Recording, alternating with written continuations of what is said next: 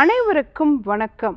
இணையவ இந்த நிகழ்ச்சியில் தொடர்ந்து நம்ம பெண்கள் சார்ந்த பல ஆரோக்கிய குறிப்புகளை பார்த்துட்டு வரங்க.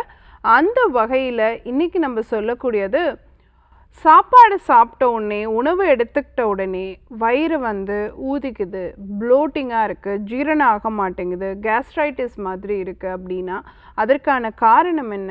அதற்கு அருமையான ஒரு பானம் நீங்கள் வீட்லேயே எப்படி ப்ரிப்பேர் பண்ணி எடுத்துக்கலாம் அப்படிங்கிறத பற்றி தான் இன்றைக்கி நிகழ்ச்சியில் நம்ம பார்க்க போகிறோம். நான் doctor MS Usha Nandhini, Siddha physician, lotus women care hospital, இந்தியாவின் முதல் பெண்களுக்கான PCOS சித்த மருத்துவமனை, கோயம்புத்தூர், சென்னை மற்றும் பெங்களூர்.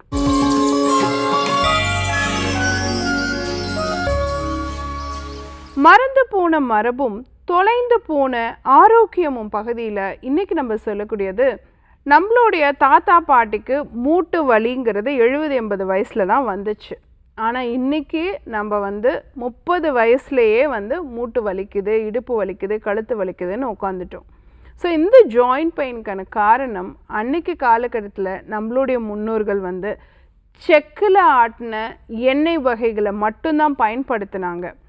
ப்ராசஸ்டு ரிஃபைன்டு ஆயில் அவங்க பயன்படுத்தலை. இன்றைக்கி நம்ம கொலஸ்ட்ரால் இன்க்ரீஸ் ஆகிடும் அப்படிங்கிற பேரை சொல்லிட்டு நம்ம என்ன பண்ணுறோன்னா, நம்ம ஜாயின்ஸில் லூப்ரிகேஷன் வராத மாதிரி, லூப்ரிகேஷன் குறையிற மாதிரி நிறைய ரிஃபைன்டு ஆயில்ஸை நம்ம பயன்படுத்துகிறோம். அதனால தான் நம்ம மூட்டுக்கள் வலுவில்லாமல் இருக்குது, சீக்கிரமாக தேய்மானத்துக்கு உட்படுது. அப்போ நம்ம முன்னோர்கள் பயன்படுத்தின செக்கில் ஆட்டின எண்ணெய் முறைகள் தான் அவங்களுடைய எலும்புகள் வலுவாக இருக்கிறதுக்கும், தேய்மானம் ஏற்படாமல் இருக்கிறதுக்கும், மூட்டு வலி வராமல் இருந்ததுக்கும் காரணமாக இருந்தது. ஸோ அந்த மரபு, செக்கு எண்ணெய் அப்படிங்கிற மரபை மறந்து ரிஃபைன்ட் ஆயில்ஸ் அப்படின்னு நம்ம யூஸ் பண்ண ஆரம்பித்த பிறகு தான் நமக்கு மூட்டு வலிகள் அதிகமாகுது அப்படிங்கிறத யோசித்து பார்க்கணும். உணவு உண்டவுடன் நமக்கு வயிறு ப்ளோட்டிங்காக இருக்குது, வயிறு ஊதிக்குது, கேஸ்ட்ரிக் மாதிரியான விஷயங்கள் உருவாகுது, வயிற்று பொறுமல் உருவாகுது அப்படிங்கிறதுக்கு நிறைய காரணங்கள் இருக்குது. ஏன் அந்த மாதிரி உருவாகுது அப்படின்னு கேட்டிங்கன்னா, நம்ம சாப்பிட்ட உடனே ஏதோ ஒரு ப்ராசஸ், அது நரம்பு மண்டலத்தினுடைய பலகீனமாக இருக்கலாம், தசை மண்டலம் சரியாக வேலை செய்யாமல் இருக்கலாம், மசில் ரிஃப்ளெக்ஸ்ன்னு நம்ம சொல்லுவோம், ப்ராப்பராக அந்த மசில் ரிஃப்ளெக்ஸஸ் வேலை செய்யாமல் இருக்கலாம், அப்பர் கேஸ்ட்ரோ இன்டெஸ்டைனல் ட்ராக்டுன்னு நம்ம சொல்கிறோம். ஸோ அப்பர் கேஸ்ட்ரிக் ட்ராக்டில் ஏற்படக்கூடிய பிரச்சனைகள், மேல் வயிற்று பகுதியில் ஏற்படக்கூடிய பிரச்சனைகள், இது எல்லாத்தினாலையும் என்ன ஆகுதுன்னா, நம்ம குடலில் இருக்கக்கூடிய பாக்டீரியாஸ் நிறைய கேஸை உற்பத்தி பண்ணுது. அதனால் சாப்பிட்ட உடனே அந்த பாக்டீரியாக்களினுடைய வேகத்தின் காரணமாக நமக்கு வயிறு ஊதிக்குது, கேஸ்ட்ரிக் அப்படிங்கிற பிரச்சனை உருவாகுது. ஸோ இந்த கேஸ்ட்ரைட்டிஸ் உருவான உடனே நீங்கள் யோசிக்க வேண்டிய விஷயங்கள்னு சிலது இருக்குது. என்னென்னலாம் தெரியுங்களா யோசிக்கணும்? எடுத்த உடனே மாத்திரை போடுறதுக்கு முன்னாடி ஃபஸ்ட்டு வெளியே ஏதாவது சாப்பிட்டோமா அப்படின்னு யோசிக்கணும். ரெண்டாவது, நிறைய புரதம் எடுத்துக்கிட்டோமா, நிறைய கேஸ் கொடுக்குற மாதிரி புரதம் நிறைய சாப்பிட்டோமா அப்படின்னு யோசிக்கணும். அடுத்து மூணாவது, நம்ம சாப்பிட்ட உணவில் தேவையில்லாத காம்பினேஷன்ஸ் நம்ம எடுத்துட்டோமா, தவறான காம்பினேஷன்ஸ், ஏதாவது தயிரோட நான்வெஜ் சாப்பிட்டுட்டோமா, இல்லை பாலோட நம்ம தேவையில்லாத விஷயங்களை சேர்த்து சாப்பிட்டுட்டோமா, இந்த மாதிரி தவறான காம்பினேஷன்ஸ் நம்ம எடுத்துட்டோமா அப்படிங்கிறத யோசிக்கணும்.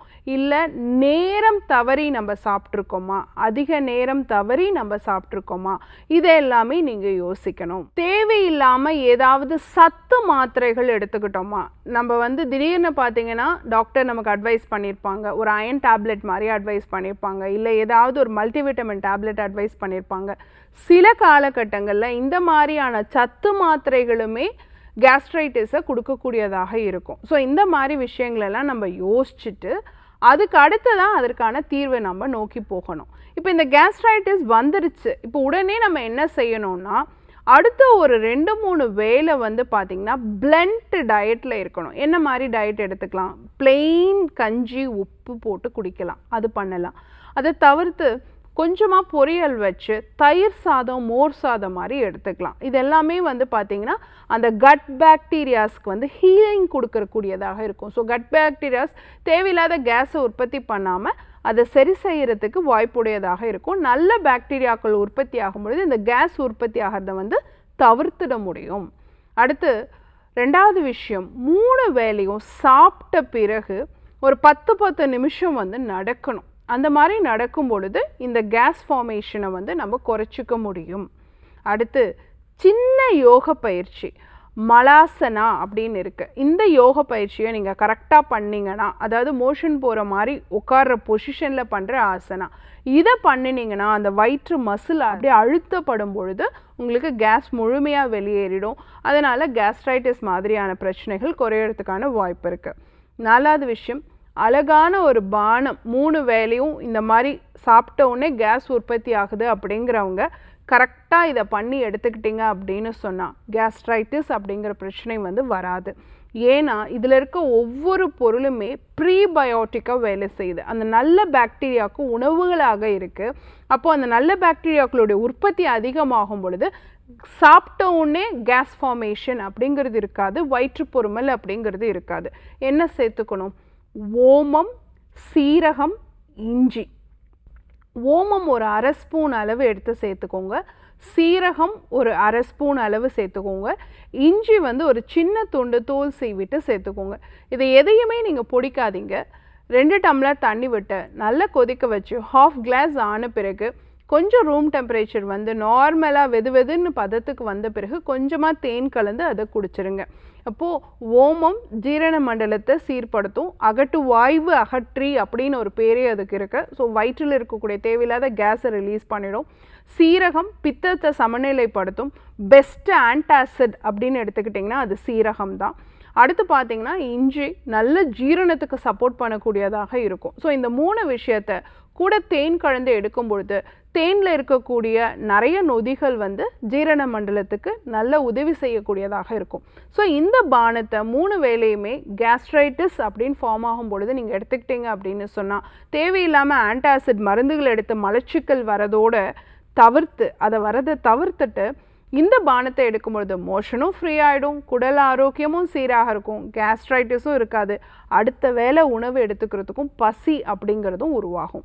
பயன்படுத்தி பாருங்கள். இதே மாதிரி இன்னொரு ஆரோக்கிய குறிப்போடு நான் உங்களை சந்திக்கிறேன். இயற்கையோடு இணைவோம், ஆரோக்கியமாக இருப்போம், ஆனந்தமாக வாழ்வோம். நன்றி, வணக்கம்.